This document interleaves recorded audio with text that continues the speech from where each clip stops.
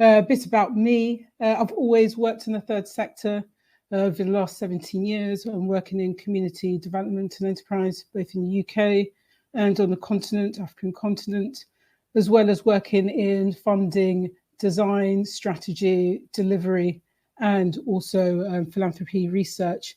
A researcher in private philanthropy focused on African and African diaspora community.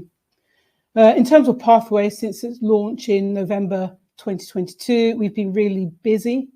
For those of you who are new to Pathway and what we do, we are all about and focus on racial equity in social investment. The conversation about Pathway has been, long time. Over the last 8 years, we've been talking about Pathway and the need for catalysing opportunities for Black and racialised communities who are often, left behind and unable to access alternative forms of finance. In terms of the 3 areas that we focus on is enterprise development, asset acquisition, learning and influence. And of our 3 pillars, what we want to see from enterprise development, what success is for us, is that more Black and minoritized-led organizations are accessing investment, are thriving and sustaining themselves. Around assets acquisition, we want to see more Black and minoritized communities controlling and owning their own assets, generating longer-term income, community wealth, as well as impact. Learning and influence, we're aware that although there is some data around how Black and racialised communities are accessing social investment, there is very little out there comparatively. And so what we want to see is the impact investing sector mainstream racial equity in all its activities and is an active partner in achieving racial justice in financing. I'm just going to talk through quickly our 3 pillars because it explains what we've been doing and what we will be doing over the next year and a half. Around enterprise development, what we are doing is investing in organisations and launching pilots.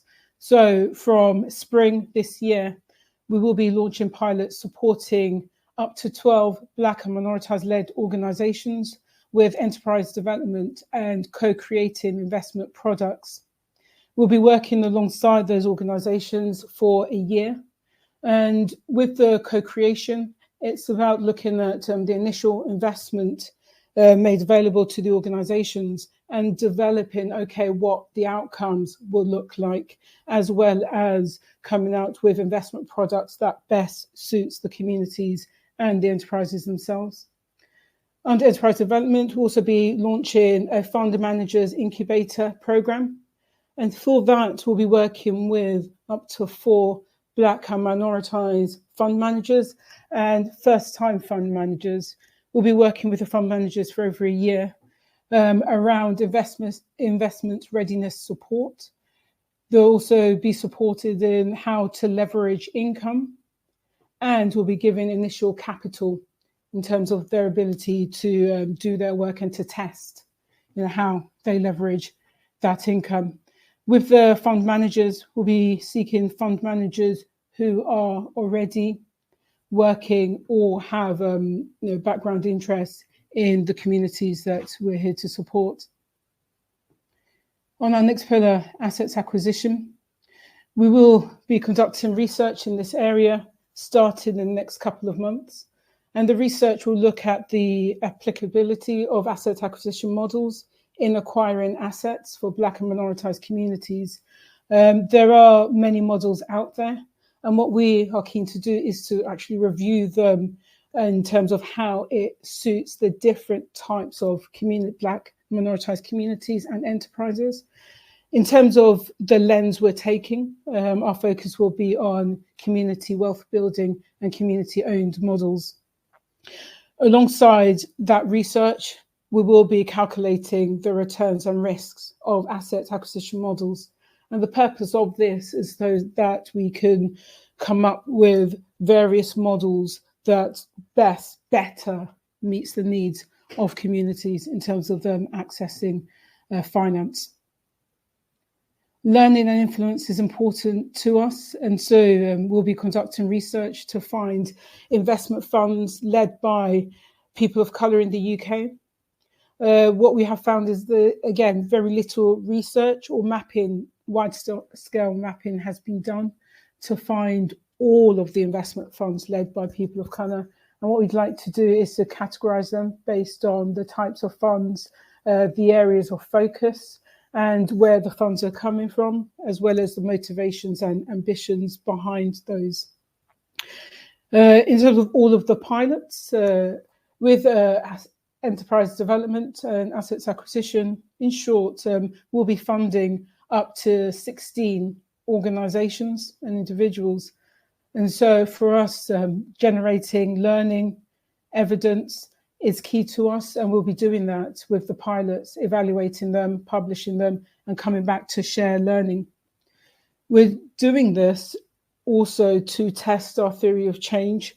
At our launch, for many of you who were there, you would have heard what our theory of change is about. And, whilst it's all good having a theory of change, we are keen to test it. Does it work? And so this year is all about those initial investments and 2 key areas of research so that we could refine that theory of change. And that is us in a snapshot. In terms of this year, certainly first 6 months until June, we will be launching those pilots and we'll be communicating how those pilots are going. A big chunk of the 6 months will be co-designing with the organisations that we will be partnering with. And an overarching focus for us is around building the fund and building partnerships. We are a new fund with a great advisory board. And so, huge thanks to Big Side Capital, Access, and Social Investment UK, all of our partners who are on board. And we're also seeking wider partnerships and really co-design, and the launch will be key for us. As I say, 3 programs, 16 organisations. If there are any questions at all, please do pop them in the chat, or please join me at the table in one of the break time sessions. There is a lot of work that flows under this, and I can talk about it all day. And so I will close here. Thank you.